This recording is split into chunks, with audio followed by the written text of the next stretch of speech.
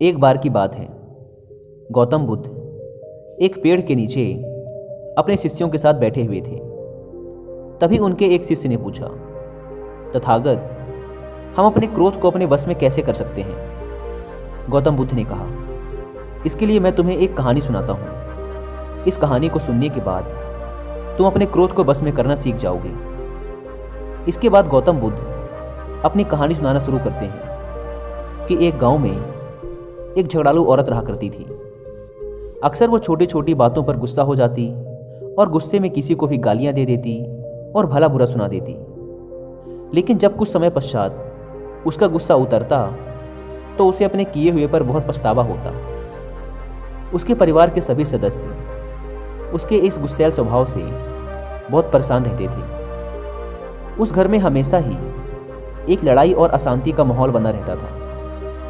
उस औरत के क्रोधी स्वभाव के कारण उसके पड़ोसी भी उसे पसंद नहीं करते थे और इस बात की समझ उस औरत को भी थी कि उसके गुस्सैल स्वभाव के कारण उसे कोई पसंद नहीं करता। लेकिन चाह कर भी गुस्सा आने पर वह अपने आप को अपशब्द बोलने से रोक नहीं पाती थी। एक दिन एक साधु उस स्त्री के दरवाजे पर भिक्षा मांगने आते हैं। साधु को भिक्षा देने के बाद वह स्त्री बड़े ही मायूस मन से अपनी यह परेशानी उस साधु महाराज को बताती है। वह कहती है, साधु महाराज, मुझे बहुत जल्दी गुस्सा आ जाता है और मैं चाह कर भी अपने गुस्से को रोक नहीं पाती हूँ। कृपया कर मुझे कोई उपाय बताएं जिससे मैं अपने गुस्से को काबू में कर सकूं। वह साधु महाराज उस स्त्री की बात को बड़े ध्यान से सुनते हैं और फिर कुछ क्षण तक सोचने के बाद अपने झोले में से दवा से भरी एक बोतल निकालकर उस स्त्री को देते हैं और कहते हैं, मेरी बात को ध्यान से सुनो। यह क्रोध को वश में करने की सबसे अचूक दवा है। अब से जब भी तुम्हें क्रोध आए और किसी को कुछ अपशब्द कहने का मन करे तो अपनी जीभ पर इस दवा की 4 बूंदें डाल लेना और कम से कम 10 मिनट तक अपने मुंह को बंद रखना।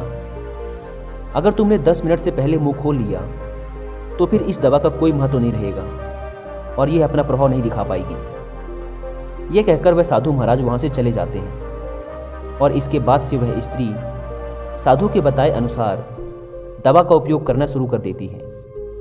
जब भी उसे गुस्सा आता वह उस दवा की 4 बूंद अपनी जीभ में रख लेती और कम से कम 10 मिनट तक उस दवा को मुंह बंद कर जीभ में ही रखती और फिर गुटक लेती। इस प्रक्रिया को अगले 15 दिन तक करने के बाद ही उस औरत की गुस्सा करने की आदत छूट जाती है। और फिर 1 महीने बाद जब वह साधु महाराज दोबारा उसके दरवाजे पर भिक्षा लेने आते हैं तो वह दौड़ी दौड़ी उन साधु महाराज के पैर पकड़ लेती है और कहती है, महाराज, आपकी दवा ने तो मुझ पर जादू कर दिया।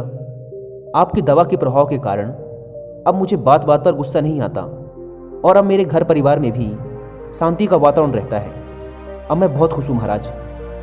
उस स्त्री के मुंह से यह शब्द सुनकर वह साधु महाराज मुस्कुराते हैं और कहते हैं, बेटी, उस बोतल में तो क्रोध की कोई दवा थी ही नहीं, बल्कि वह बोतल तो सिर्फ पानी से भरी हुई थी। तुमने अपने गुस्से पर काबू उस दवा की वजह से नहीं बल्कि चुप रहने की वजह से पाया है। इसके बाद गौतम बुद्ध चुप हो जाते हैं और फिर थोड़ा रुककर कहते हैं, गुस्से पर काबू केवल चुप रहकर ही पाया जा सकता है, क्योंकि गुस्से में इंसान अपने मुंह से अपशब्द उगलता है जो नए नए झगड़े और परेशानियों को जन्म देते हैं। इसलिए क्रोध के वक्त मौन धारण कर लेना ही क्रोध को बस में करने का एकमात्र तरीका है। दोस्तों, हम हमारी लाइफ में भी कितनी छोटी छोटी बातों पर गुस्सा हो जाते हैं, अपना आपा खो बैठते हैं और फिर बाद में हम पछताते हैं कि काश गुस्सा ना किया होता।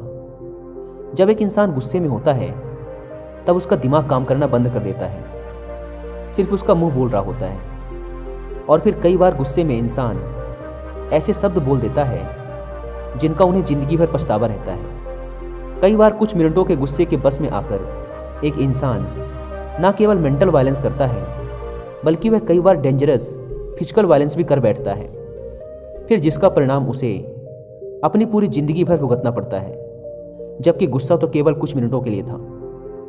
अगर हम गुस्से के उन कुछ पलों पर शांत रह पाएं तो हम अपनी लाइफ की बहुत सी लड़ाई झगड़ों और प्रॉब्लम को शुरू होने से पहले ही ख़त्म कर सकते हैं। इसलिए अब जब भी अगली बार गुस्सा आए तो दिमाग को शांत रखते हुए उस दवाई के कुछ बूंद अपने मुंह के अंदर डालिए और कुछ समय तक अपना मुंह बंद रखिए और आप आने वाली कई समस्याओं से बच जाएंगे।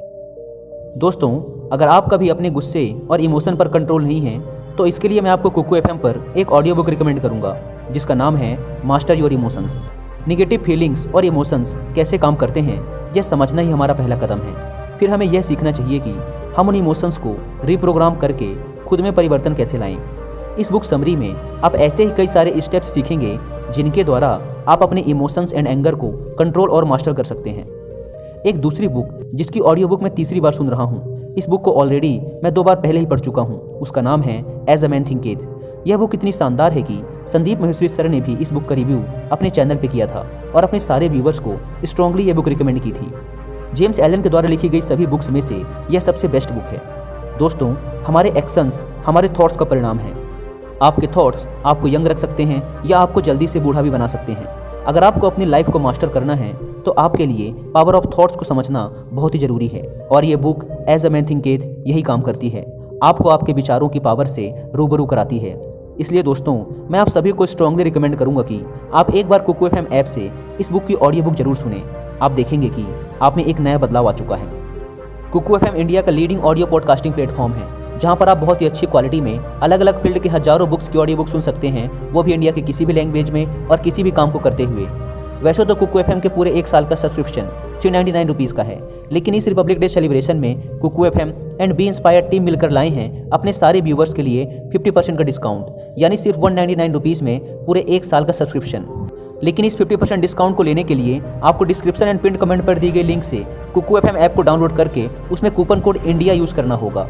लेकिन याद रहे दोस्तों, ये 50% डिस्काउंट वाला ऑफर सिर्फ 22 जनवरी से 29 जनवरी तक ही वैलिड है, इसलिए देर ना करें। Link description and pin comment पर दी गई है, जाकर ऐप को डाउनलोड करें और इंडिया कूपन कोड का फ़ायदा उठाएं।